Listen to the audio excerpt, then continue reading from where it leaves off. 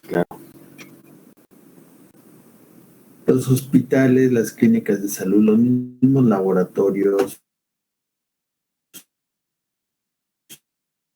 tienen una contaminación natural que depende básicamente de nuestras manos.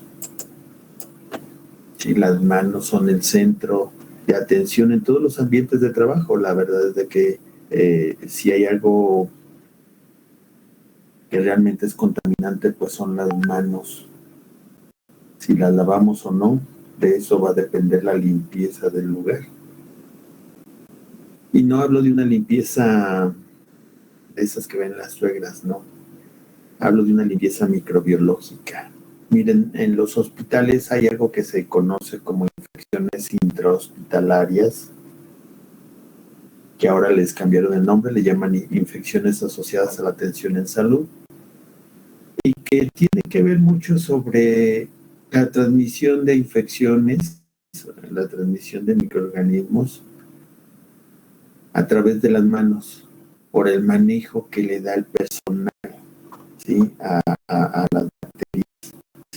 Cuando va a revisar a algún paciente, por ejemplo, los médicos pues tienen que revisar a los pacientes, los tocan, los miden, les revisan prácticamente cavidades, todo. Y si ese paciente, si ese médico no se lava las manos y revisa a otro paciente, pues puede transferirle bacterias o virus de uno a otro, ¿no? Esto ha sucedido a lo largo de la historia y si recuerdan a Holmes, aquel director del hospital o clínica que atendía a las mujeres parturientas y que era además hospital escuela, pero que si las mujeres eran atendidas por médicos, pues se morían 9 de cada 10. Y si eran atendidas por las religiosas, pues moría 1 de cada 10. Estaba completamente. Los médicos no se lavaban las manos, estaban atendiendo cadáveres y pues se llevaban las bacterias de los cadáveres a las pacientes, ¿no? Bueno, esto ocurre todavía en la actualidad. Hay personas que tenemos muy malos hábitos de limpieza y no nos lavamos las manos ahí, menos ahorita porque está el agua muy fría y se nos reseca la piel. Entonces, es algo terrible, ¿no? En los hospitales, cuando sobre todo tenemos que estar combatiendo las infecciones nosocomiales, ¿sí? A ver, ¿qué pasa? ¿Por qué no avanza? Ok, aquí está. Este es un documento para control de la influenza. Fue emitido en 2009 por la Organización Mundial de la Salud y ahí describe cómo se transmiten los bichos de un enfermo, que es el portador de una bacteria, que aquí no la pintan de color naranja, y cómo la puede llevar a otro enfermo que no la tiene. Esto es lo normal. Esta es la forma en que muchas de las bacterias pasan de una persona a otra en un hospital. Les platico una historia, por ejemplo, en el hospital infantil. Eventualmente llegan niños con varicela, seguramente conocen la varicela, y es una infección exantemática, una infección viral, donde a los niños les salen pequeñas pústulas y como bolitas que se llenan de pus y se revientan, ¿no? Luego se secan y les dejan algunas cicatrices que se quitan con el tiempo. Bueno, eventualmente a los niños no les hace nada, pero de repente, de vez en cuando, alguno de ellos puede ser más susceptible y llega a enfermarse a tal grado de que requiere ser hospitalizado. En alguna ocasión en el hospital sucedió eso. Llegó un niño que traía varicela y obviamente fue hospitalizado.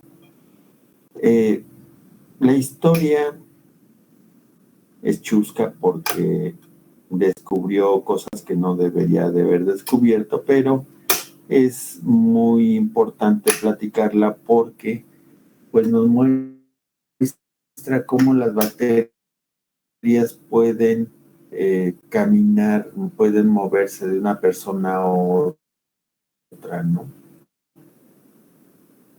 En aquel tiempo se enfermó un intendente, una persona de las que hacen limpieza, pues seguramente por el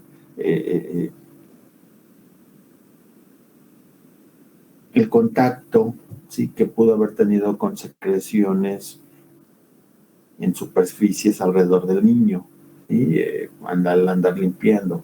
Bien, pero a los 2 o 3 días o a la semana siguiente se enfermó también una persona en el almacén del hospital.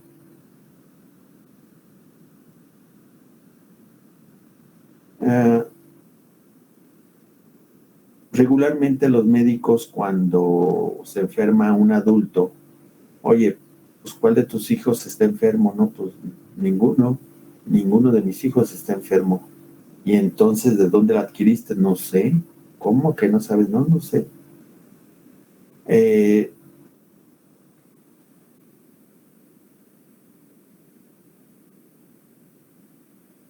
Pasan los días, ¿sí? Se sigue indagando por qué se enfermó ese personal de almacén sin que haya tenido contacto con algún paciente. Él no subía a los pisos a entregar material. Regularmente bajan las enfermeras, pero las enfermeras ninguna se infectó. Entonces, evidentemente no había una lógica, no había una evidencia de un contacto con alguna secreción, algún material contaminado que haya tocado este personal de almacén, ¿sí? Les digo que desafortunadamente pues es algo que no nos revela otras cosas, porque al final resultó que ese personal del almacén pues, le andaba poniendo el cuerno a la esposa con la intendente, ¿no? Entonces, el ejemplo más que nada, el ejemplo que yo quiero evidenciar es: una persona puede llevar y traer a estos gérmenes,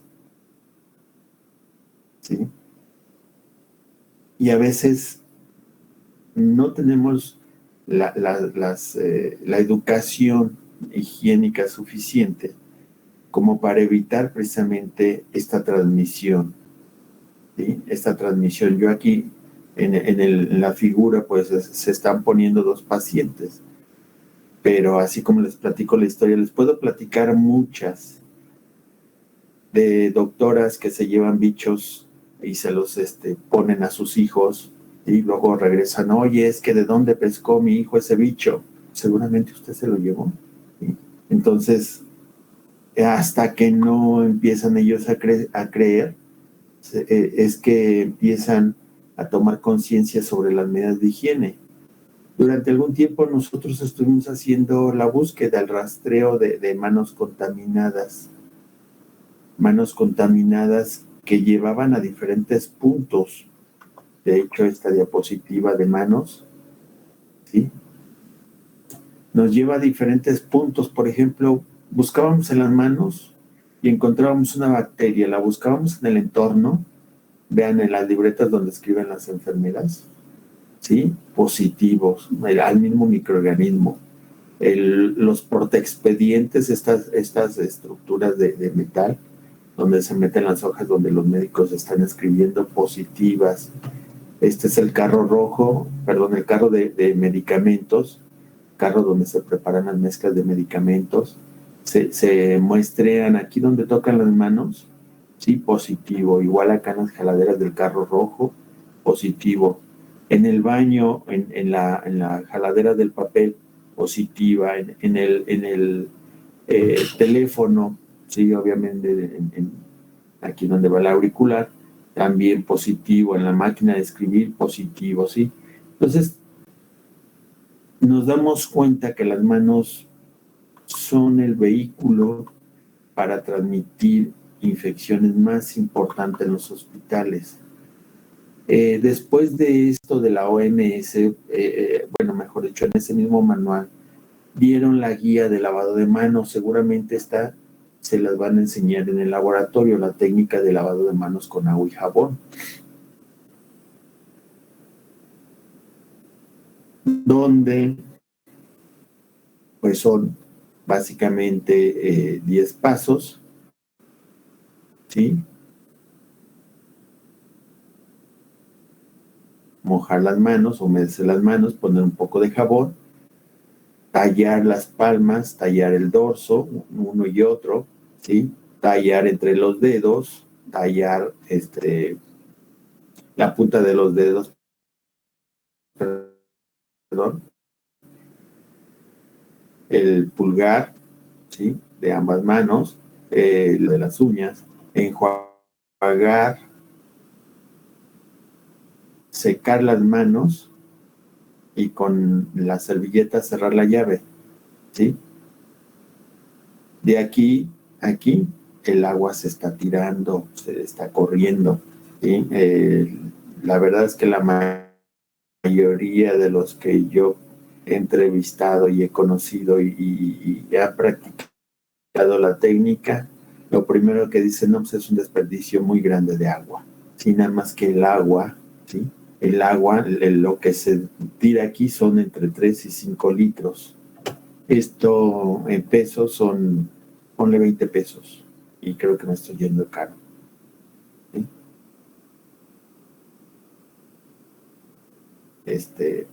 Porque creo que es lo que vale un garrafón, no sé, un garrafoncito de 5 litros.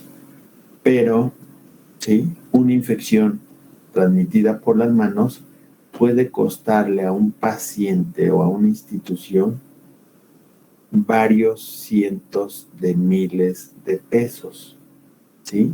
Con antibióticos que, por ejemplo, con el tratamiento, el puro tratamiento con el antibiótico, anda sobre los 30,000 pesos, más pónganle los días cama, más si utiliza terapia intensiva, entrar a terapia intensiva en el hospital más barato son 50,000 pesos diarios.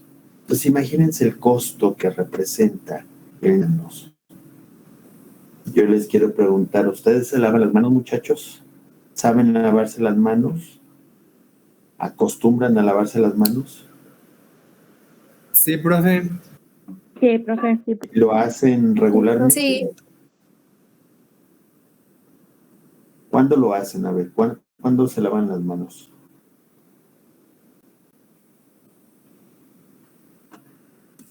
Yo en mi caso, profe, en cuanto siento como tierrita en las manos o cuando siento grasa, ahí voy a lavármelas. Ok.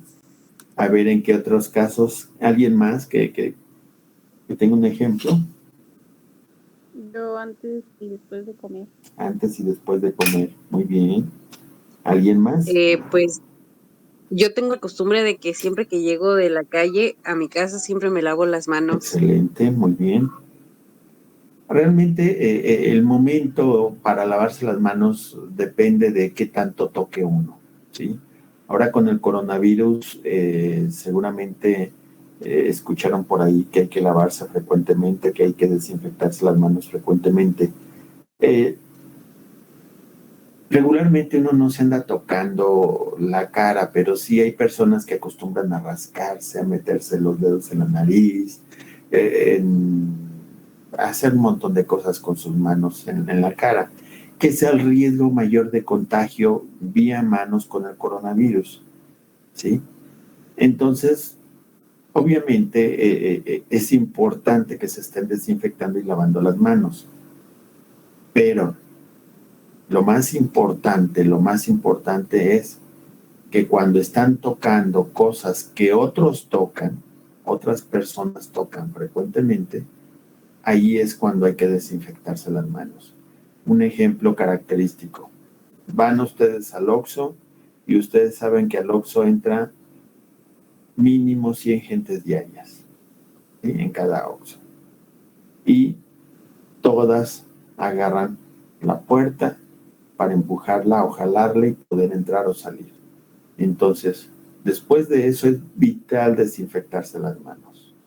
¿Sí? Después de eso.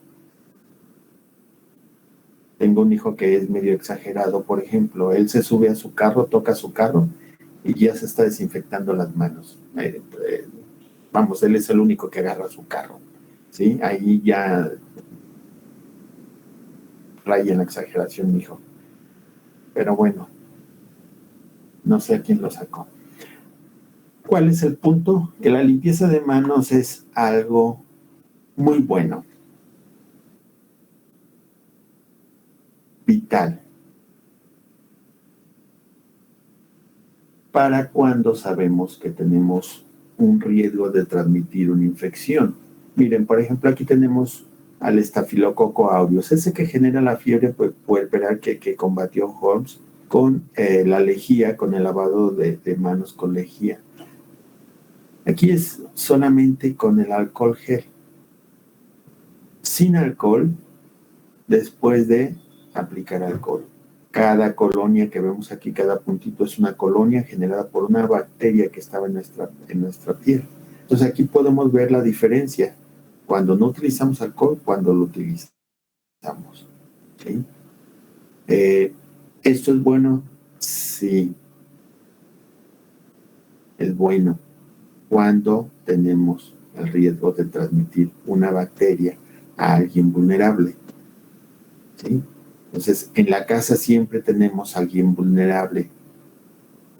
Recuerden, niños pequeños, ¿sí? Abuelos, por estar en los extremos de la vida, son gente vulnerable. Tenemos un alto riesgo de contaminarlos.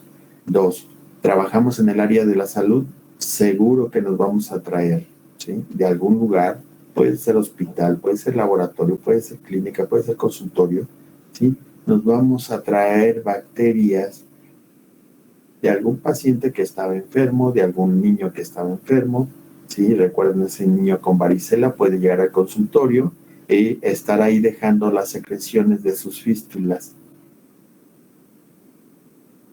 ¿sí? En cualquier parte. Entonces, hay que, antes de entrar a la casa o entrando inmediatamente, lavarse las manos, ¿sí? O desinfectárselas antes de salir, mejor dicho, del trabajo, que sería lo ideal. En un hospital, por ejemplo, nosotros ahí en el infantil, en el viejo edificio, esta es la sala de urgencias, o esta era la sala de urgencias. Aquí había acomodadas 7 camas, aquí yo estoy fotografiando 4, y les ponía yo el ejemplo de los intendentes. Los intendentes estaban habituados a solamente limpiar el piso, ¿sí? Y a recoger basura. Esa era su rutina de limpieza. ¿Por qué? Porque lo demás, pues solamente cuando se veía manchado, ¿sí? Pero les decía cómo quieren, o les comentaba yo a los intendentes en alguna capacitación, ¿sí? Cómo quieren que en el hospital se acaben las infecciones y obviamente se eviten las muertes por infecciones nosocomiales, ¿sí? Porque generan muchas, si no estamos limpiando donde tocan las manos. Y aquí les pongo estos puntos en rojo, esos círculos en rojo, porque son lugares donde uno siempre está tocando. ¿Y qué creen? Nadie los limpia, ni las enfermeras, ni el personal, camilleros, por ejemplo, ni los de limpieza. Entonces, alguien que llega, toca aquí con varicela, pues inmediatamente si va a revisar al chiquillo, pues le va a transmitir el virus, ¿sí? Esta es la parte crucial de entender por qué los desinfectantes son tan importantes, ¿sí? Pero también el proceso de desinfección, claro. Entonces aquí tenemos unos desinfectantes, ¿sí? Los desinfectantes reducen la carga de organismos en superficies, ¿sí?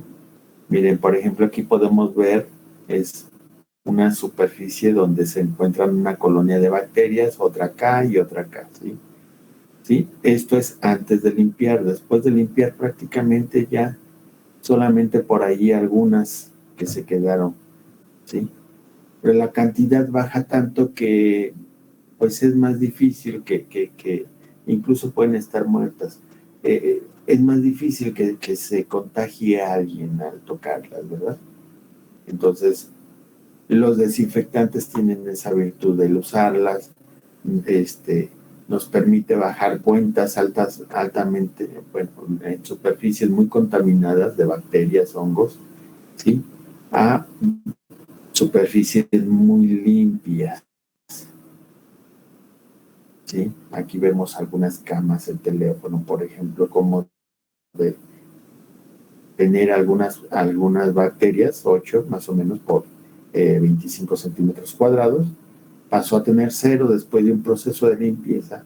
Eso es lo ideal, ¿sí? Que el proceso de limpieza sea validado porque está funcionando. Y el proceso de limpieza estoy hablando, ¿sí? De retirar bacterias, no de quitar tierras, digo, no de quitar, mejor dicho, trapear el piso y quitar papeles, no. Es la limpieza de esos puntos donde tocan todo mundo, ¿sí? Ahora, en superficies, por ejemplo, en la piel también es importante la desinfección. Aquí tenemos un estudio que se hizo en pacientes que no utilizaron guantes y pacientes que utilizaron guantes. Mejor dicho, personal que utilizó guantes y personal médico que no utilizó guantes. ¿Qué es lo que se hizo? Que se midieron, ¿sí? Cada determinado tiempo el número de bacterias que se estuvo desarrollando.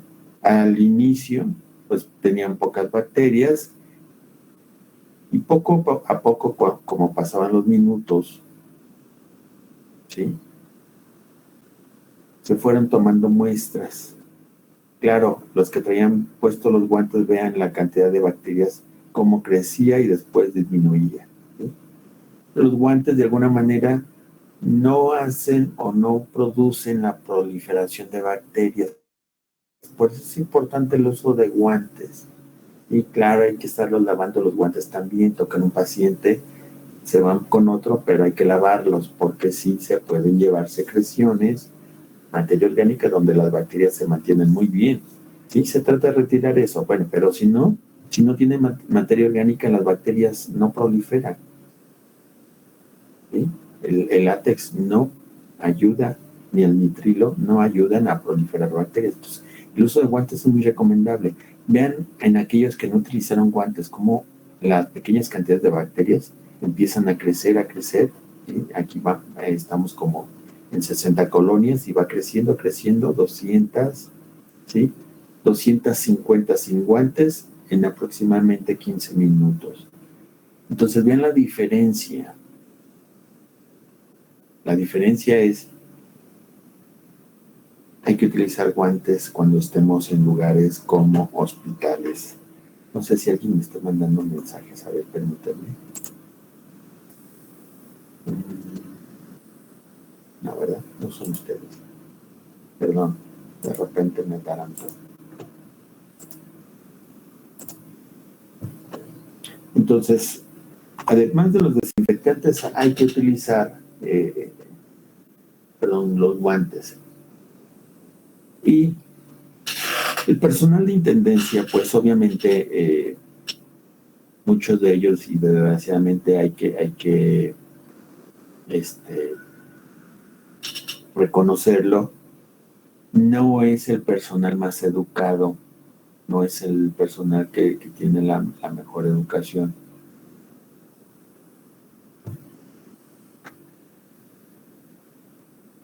A ver.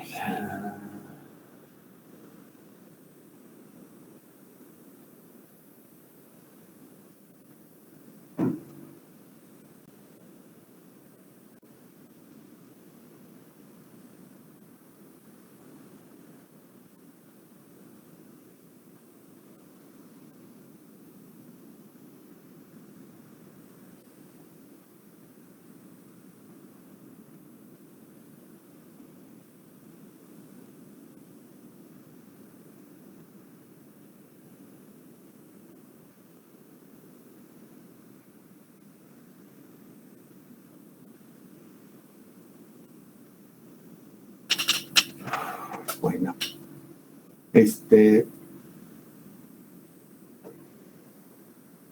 entonces, al no ser el personal más educado, pues no tienen mucha noción incluso sobre el uso de los desinfectantes. En las clases anteriores les decía yo, el cloro tiene que tener cierta dilución, ¿sí? porque de ahí depende la formación de ácido hipocloroso, que es el que realmente es activo contra las bacterias. Entonces, hay concentraciones que se pueden utilizar y vean que la cantidad de tiempo que se emplea, ¿sí?, es prácticamente los 30 minutos. ¿Se acuerdan en el experimento cómo con materia orgánica y sin materia orgánica, cómo prevalecían las bacterias incluso hasta 30 minutos? ¿Sí? Esto es lo ideal. Claro, si ustedes están tratando, ¿sí?, muestras biológicas de alto riesgo, pues la concentración de cloro tiene que ser regularmente alta, ¿sí? Y prácticamente el material pues ya no lo van a manipular. Estoy hablando, por ejemplo, los tubos con sangre, pues te los colocan en cloro y ya no los dejan los 30 minutos, simplemente los dejan en el cloro para que se desinfecte completamente, ¿sí? Y concentraciones, 1000 partes por millón, 500 partes por millón y 200 partes por millón, es lo que habitualmente se utiliza en los hospitales para desinfección de superficies de alto riesgo, de riesgo moderado, de bajo riesgo, y desinfección de utensilios de cocina, hortalizas, frutas, 200 partes por millón, ¿sí? Y el tiempo varía, no porque no sea válido lo de los 30 minutos, sino porque aquí estamos, se promueve con el personal de intendencia que antes de desinfectar primero se tiene que lavar, es decir, aplicar un proceso donde se aplica agua, jabón, ¿sí?, se talla y una vez desinfectante. Nunca se mezcla jabón con desinfectante, sobre todo con cloro. ¿Por qué? Porque eso neutraliza ambos. De nada sirve que los mezclen, ¿sí? Hay muchas personas que en el desconocimiento creen que mezclar jabón con cloro es más efectivo porque se suman la actividad de los dos, y no es cierto. Recuerden que el cloro es muy activo químicamente y reacciona con todo, incluso con el jabón, neutralizando el jabón y obviamente neutralizándose el cloro, ¿sí? Entonces siempre hay que comentarles esto a los intendentes para que no lo hagan. Y bueno, en algún momento que capacitamos personal de intendencia, se les decía, siempre deben de poner una cantidad, como no saben manejar volúmenes, se los marcábamos en frascos, en galones de esos de 4 litros, ¿sí? Tienen que poner hasta aquí de cloro y hasta acá de agua, y eso nos ayudaba a eliminar una buena cantidad de problemas, ¿sí? Porque, otra vez, el personal de intendencia, desgraciadamente, es el menos educado. Pero no solamente el personal de intendencia, también el de enfermería, también el personal médico. Sí, yo recuerdo que como me peleaba con las enfermeras porque me decían, es que tú debes de utilizar cloro al 10%. ¿Dónde dice? Les preguntaba yo. En mi manual de procedimientos, muéstrame. ¿Sí? Muéstrame. Entonces, muchos manuales de procedimientos no tenían la cita exacta de cuál era la concentración de cloro que se debería de utilizar, ¿sí? Hasta que por ahí a alguien se le ocurrió ponerla, pero la puso mal. La norma oficial mexicana de manejo de pacientes de VIH dice que se debe de utilizar cloro para desinfección de muestras de pacientes de VIH con cloro al 10%, ¿sí? Pero menciona que es el cloro que podemos comprar nosotros en la tienda, el cual viene a una concentración del 6%. Entonces, lo que está haciendo la referencia es a diluir 10 veces el cloro al 6%. ¿Qué concentración final nos da? 0.5%. ¿Sí? Esa es la concentración final, no es el 10%. Entonces, ese gran error creo que todavía no lo quitan de la norma, pero confunde muchísimo. Afortunadamente ya la Organización Mundial de la Salud ya tiene guías para manejo de desinfectantes, ¿sí? Y no solamente de cloro, también jabones simples, también alcoholes, clorexidina o derivados de amonios cuaternarios, que son clorexidina, clorexidinol, hexaclorofeno, productos yodados, amonios cuaternarios como de las niñas, me olvida el nombre, el triclosan, ¿sí? Todos estos productos desinfectantes de uso en hospitales. Afortunadamente con esas guías ya se evita la transmisión de enfermedades infecciosas de un paciente a otro, que es el principal control que se tiene que hacer de las bacterias. Nada más que recordar que las bacterias pues pueden mutar y se pueden hacer resistentes a los desinfectantes. Pero ¿cómo se van a hacer resistentes a los desinfectantes? Sí, así como lo escuchan. Igual como tenemos bacterias resistentes a los antibióticos, tenemos bacterias resistentes a los desinfectantes. Eso es porque pues el uso de un desinfectante va seleccionando a las bacterias más resistentes y nos vamos quedando con las bacterias que resisten más a ese desinfectante. Entonces hay algo que se le llama rotación de desinfectantes.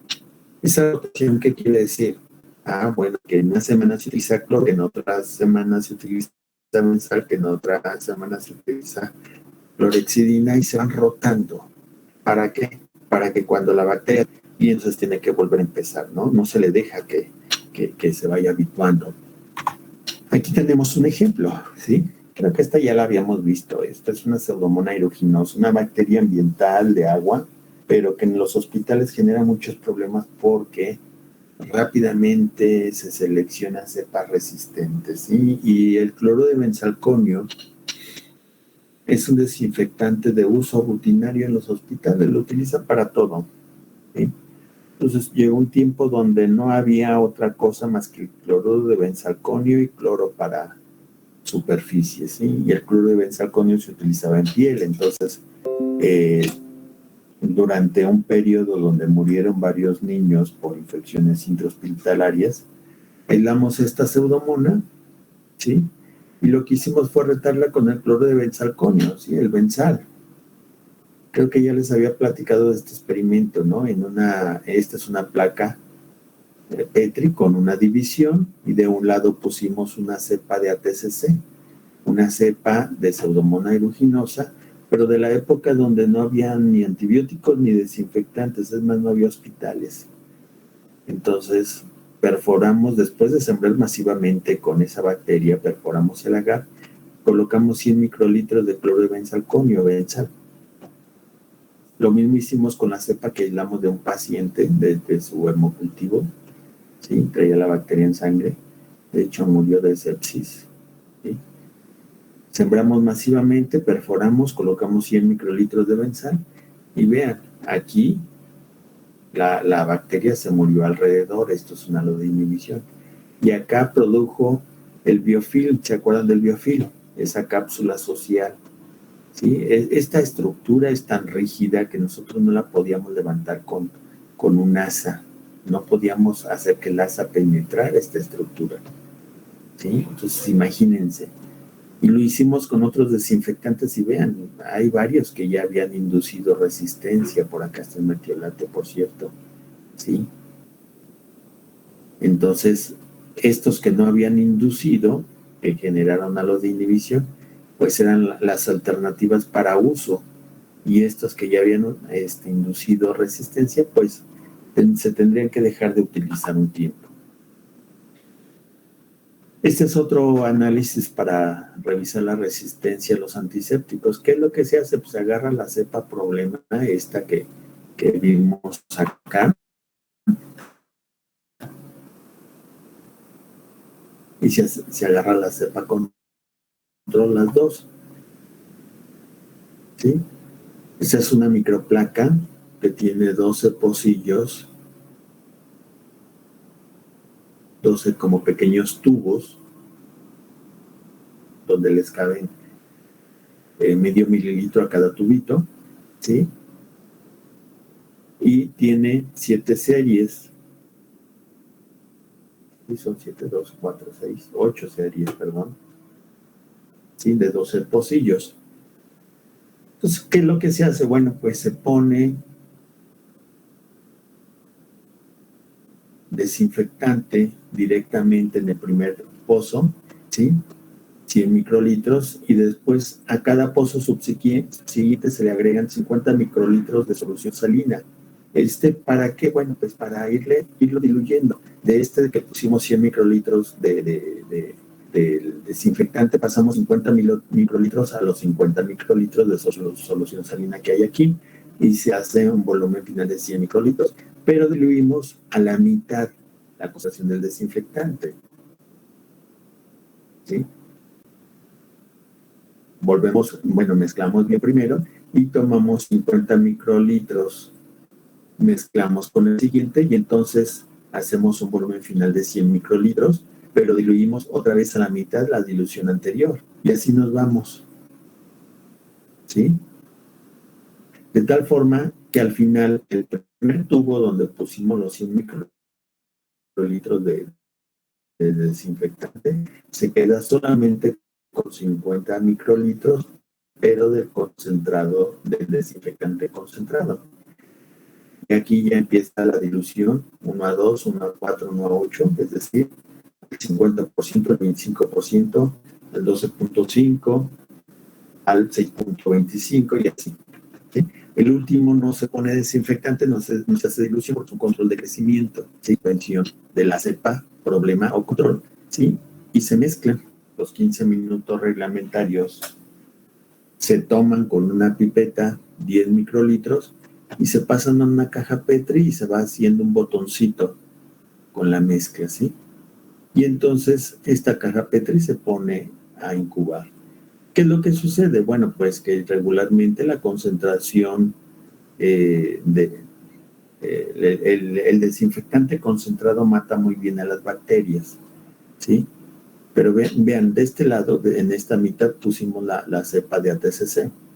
Entonces, aunque diluyamos mucho el desinfectante, la cepa de ATCC se muere. ¿Por qué? Porque es una bacteria que nunca tuvo contacto con desinfectantes. Entonces, cualquier concentración de desinfectante la mata. Se muere y entonces no crece acá. ¿Qué pasa con la cepa problema? Pues la cepa problema no crece en los últimos, en estos pozos donde se hicieron las primeras diluciones. Pero cuando ya está muy diluida, ¿sí? Cuando ya está muy diluida, pues resulta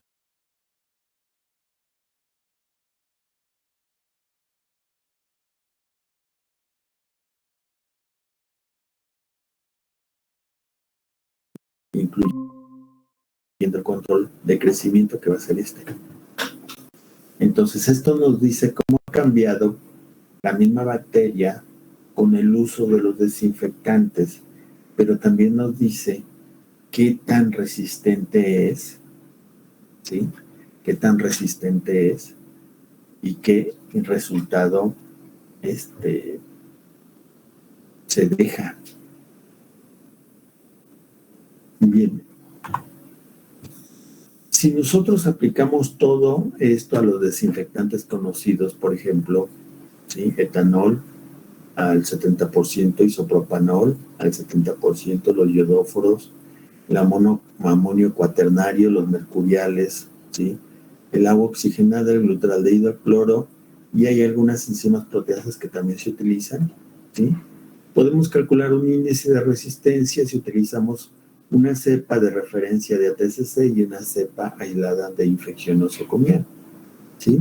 Al hacer este cociente, esta división, pues nos va a dar un número, ¿sí? Y entre más alto sea el número, menos sirve el desinfectante para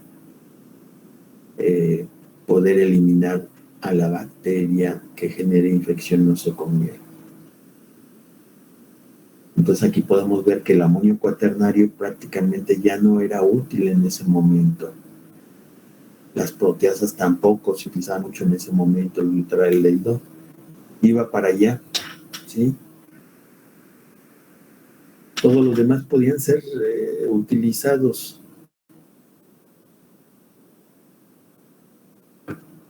Y podían ser buenos sustitutos para algunos procedimientos. Entonces, bueno, esto nos habla de un análisis de cómo los dales, ¿sí? Claro, tenemos que mezclarlo con una buena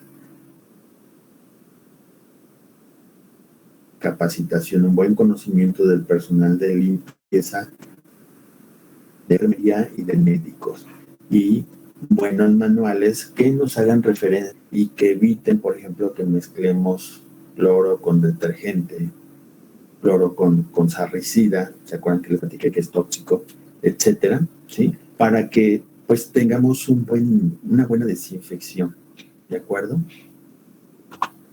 ¿Preguntas hasta aquí?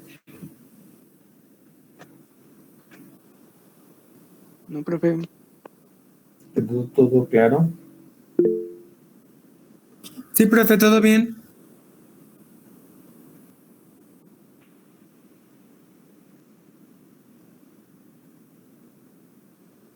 Bien.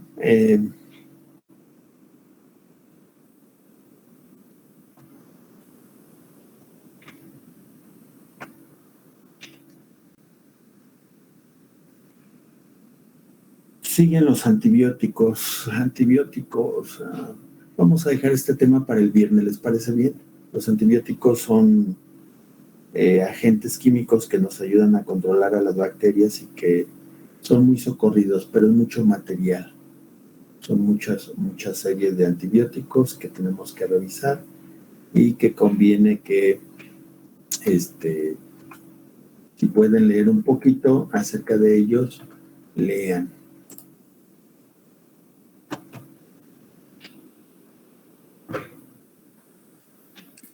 Estoy viendo los mensajes, José Valentín. Hay que hacer el proceso largo, José Valentín, para desinfectarse bien las manos.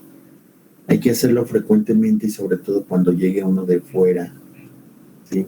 Cuando ande uno fuera, donde hay mucha gente, donde frecuentemente la gente está tosiendo, escupiendo, hablando, tosiendo, ¿sí? Es ahí donde, o bueno, son esas actividades que realiza uno, la que eventualmente saca secreciones de nuestro cuerpo y las va uno dejando por ahí, ¿sí? En los vidrios, en las chapas, en todo lo que uno toca, y entonces es ideal que se vaya uno lavando las manos, ¿sí? Claro, ¿se acuerdan que también hablamos sobre la microbiota intestinal y que los procesos de desinfección prácticamente van generando pues problemas intestinales, problemas en el desarrollo de alergias y de infecciones autoinmunes por la poca variedad que tiene uno de bacterias? Pero eso es algo que debemos de entender de manera diferente. Sí, actualmente, por ejemplo, hace 15 días estaba leyendo un artículo donde se dice que las personas en las ciudades tienen en promedio 200 especies diferentes de bacterias en su intestino. En cambio, una persona que vive en el campo tiene hasta 5,000 diferentes especies de bacterias, ¿sí? Y las personas en el campo viven más sanas precisamente por esa diversidad bacteriana. Hay que tener más bacterias, sí, pero más especies bacterianas. De lo que estamos hablando con la desinfección es de evitar traer las bacterias que están generando problemas en otros lugares, ¿sí? No porque debamos de tener diversidad, nos vamos a traer las del hospital, ¿sí? Que acaban de matar a los chiquillos, que acaban de matar a los pacientes, ¿sí? En alguna unidad de cuidado intensivo, no, esas no las queremos. Las que debemos de traer son las del campo, las que se encuentran en planta, las que se encuentran en raíces, las que se encuentran en hojas. Esa es la diversidad que debemos de buscar y esa es la que ayuda, ¿sí? Ayuda a la microbiota intestinal. ¿Dudas, muchachos?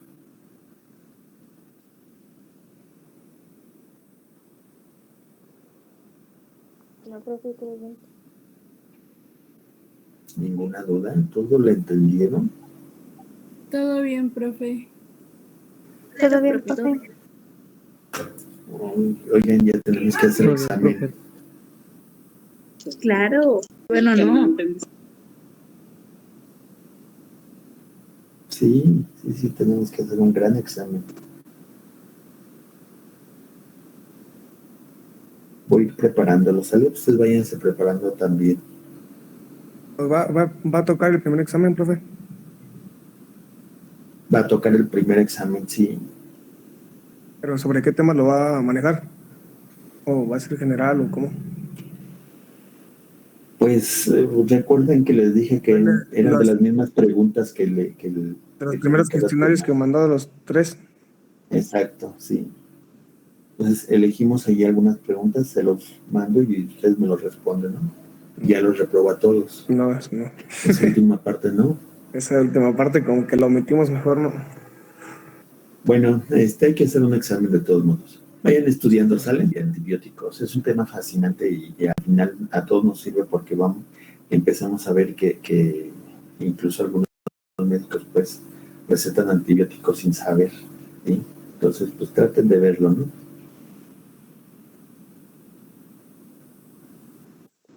Sí, profe. Sí, profe. Sí, profe. Bueno, muchachos, pues que tengan buena tarde y nos vemos el viernes. Nos escuchamos el viernes. Sí, profe, igualmente. Gracias. Gracias, profe. Buen día. Gracias, profe. Gracias, profe, nos vemos. Hasta luego. Nos vemos.